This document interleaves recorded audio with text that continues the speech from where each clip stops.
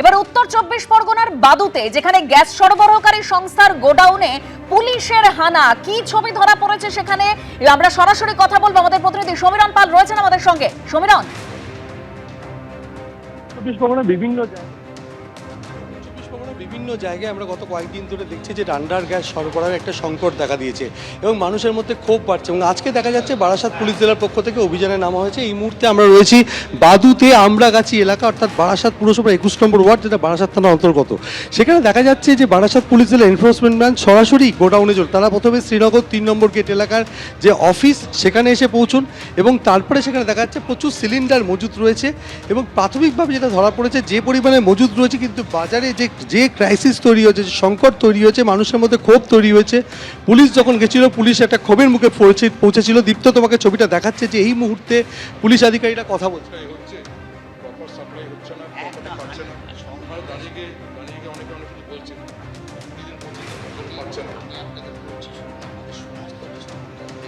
আমার সকালবেলা 280 ওপেনিং, এইবারে আমার 4টে 450 গাড়ি এসছে, 1350 তিনটে গাড়িতে 1350 মাল এসছে। এই 280 প্লাস 1350 যোগ করে টোটাল যে সাপ্লাই যতটা নিয়ে বেরিয়েছে, বাকিটা আমার গাড়ি ছাড়া 12টা হয় না নিয়ে বেরিয়েছে। যেটা কামিং অ্যান্ড গোয়িং, যেটা আসছে রিসিভ করছেন আর যেটা ডিসপ্যাচ করছেন, কোনো কিছু মেনটেন নেই। সাদা কাঁচে কাঁচা ইয়েতে চালান আছে, ফুল চালান। একটা গরমিল ধরা পড়েছে, কি দেখলেন এখানে? যে পরিমাণে যে সংকট দেখা দিয়েছে, কিন্তু এখানে সিলিন্ডার তো প্রচুর মজুত রয়েছে, কি দেখলেন? শুনো, ওদের এক্সপ্লেনেশন অন্যরকম বলছে ক্লোজিং অ্যান্ড ওপেনিং এটা পাচ্ছে আর ক্লোজিং এটা হচ্ছে। এখন এটা ওদের মিসম্যাচ হচ্ছে, আমাদের কাছে মিসম্যাচ নয়। 280 বলছে, এখন 323 পাচ্ছে, একটা মিসম্যাচ আছে। সেটা কোনো সন্তোষজনক কোনো উত্তর পাচ্ছি না আমরা। তো লেটস সি, আমরা একটা এনকোয়ারি করে দেখছি, যদি সেরকম হয় আমরা স্টেপ নেবো, আমাদের প্রসিডিওর লিগ্যাল স্টেপ আমরা নেবো যদি আমরা মনে করি। তুমি দেখলে যে পুলিশের পক্ষ থেকে কড়া পদক্ষেপ নেওয়া হবে। যে সংকট সামনে আসছে, অর্থাৎ গ্রাহকদের মধ্যে একটা হাহাকার তৈরি হয়েছে, তারা রান্নার গ্যাসের সিলিন্ডার পাচ্ছেন না। সেক্ষেত্রে সংকট থাকা গেলে যদি এই ধরনের ভাবে বেআইনিভাবে মজুদ থাকে, অর্থাৎ যে পরিমাণে মজুদ রয়েছে কিন্তু সেখানে দেখা যাচ্ছে গ্রাহকরা গ্যাস পাচ্ছেন না। সরাসরি কথা বলবো, আচ্ছা এই যে অভিযোগটা আসছে যেখানে আপনাদের গ্যাস মজুদ রয়েছে কিন্তু গ্রাহকরা গ্যাস পাচ্ছেন না। না, মধ্যমগ্রামে গ্যাস পাচ্ছে না। কালকেও আমার সাপ্লাই আছে, আজকে 1350, 450 করে 3 গাড়ি মাল এসছে। সাপ্লাই বেরিয়েছে, ভ্যানালারা 20টা 22টা করে নিয়ে যায় এক একটা ভ্যানে। সেই 20টা মাল ডেলিভারি করার পরের আবার এই খালিটা নিয়ে এসে আবার ভর্তিটা নেয়।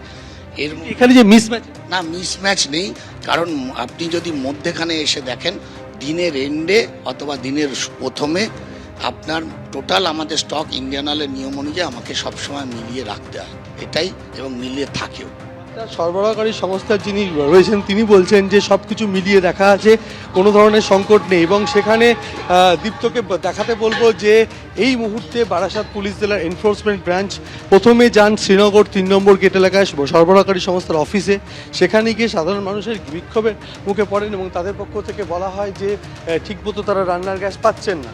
তারপরে তারা সরাসরি বাদুতে তারা এই যে গ্যাসের গোডাউন সেখানে এসে পৌঁছেছেন এবং সেখানে যে সিলিন্ডার প্রচুর পরিমাণে মজুদ রয়েছে, অর্থাৎ যে সংস্থার তরফ থেকে যে ব্যাখ্যা দেওয়া হচ্ছে সেই ব্যাখ্যা পুলিশের কাছে সন্তোষজনক মনে হয়নি এবং সেক্ষেত্রে সমস্ত দিক খতিয়ে দেখে পুলিশের পক্ষ থেকে আইনানুগ ব্যবস্থা নেওয়া হবে। যেটা বারবার বলা হচ্ছে যে কোনোভাবে যাতে কেউ বেআইনিভাবে সিলিন্ডার মজুদ রেখে একটা কৃত্রিম একটা সংকট তৈরি করতে না পারে, তার জন্য একেবারে পথে নেমেছে পুলিশ এবং সরেজমিনে তারা প্রথমে অফিস, তারপরে এই মুহূর্তে আমরাগাছিতে, বাদুর আমরাগাছিতে যে গ্যাসের গোডাউন সেখানে তারা মিলিয়ে দেখছেন। অর্থাৎ যে স্টকের কথা বলা হচ্ছে সেই স্টক মিলিয়ে দেখা হচ্ছে। আমি দীপ্তকে আরও একবার দেখাতে বলবো যে পুরো বিষয়টি তারা খতিয়ে দেখছেন এবং কথা বলছেন পুলিশ আধিকারিকদের।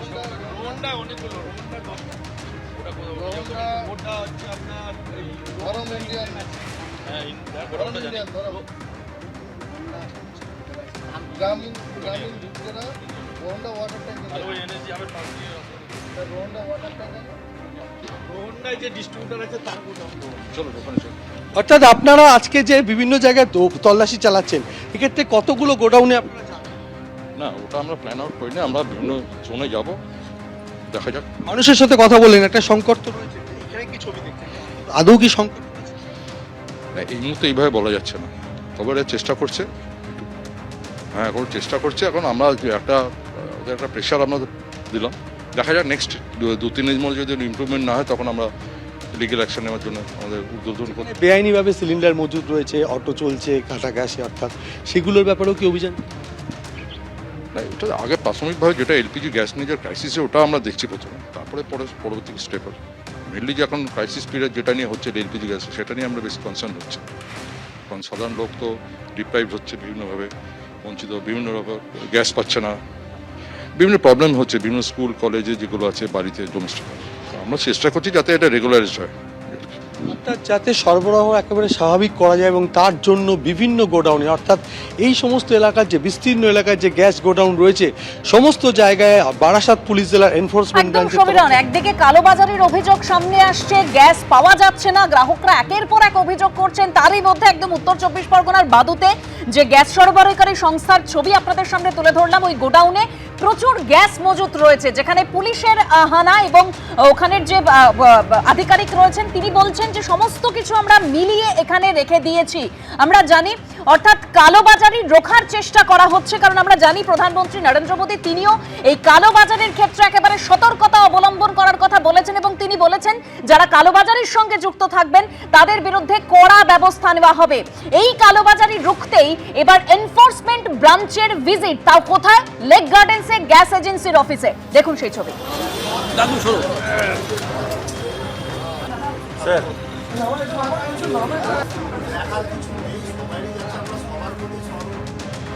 লেক গার্ডেন্সে আমরা এই মুহূর্তে একটি গ্যাস এজেন্সির সামনে রয়েছি। গ্যাস এজেন্সির নাম কিশোর গ্যাস এজেন্সি।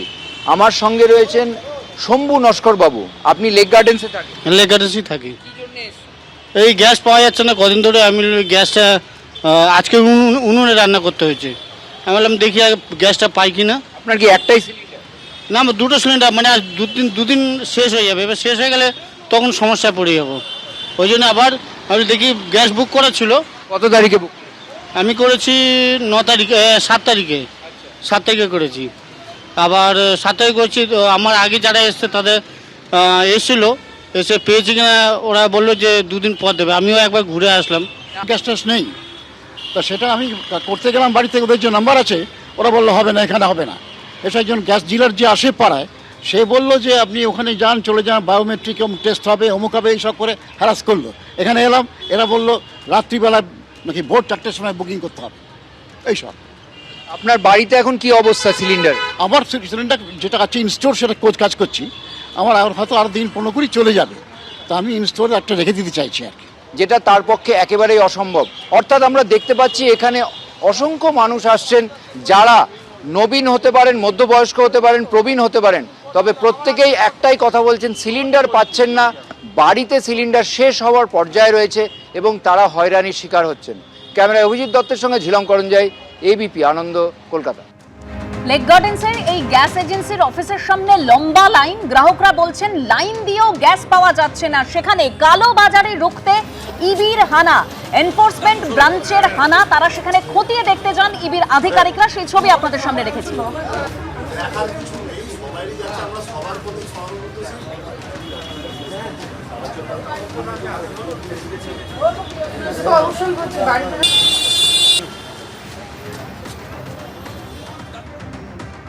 এবিপি আনন্দ, এগিয়ে থাকে, এগিয়ে রাখে।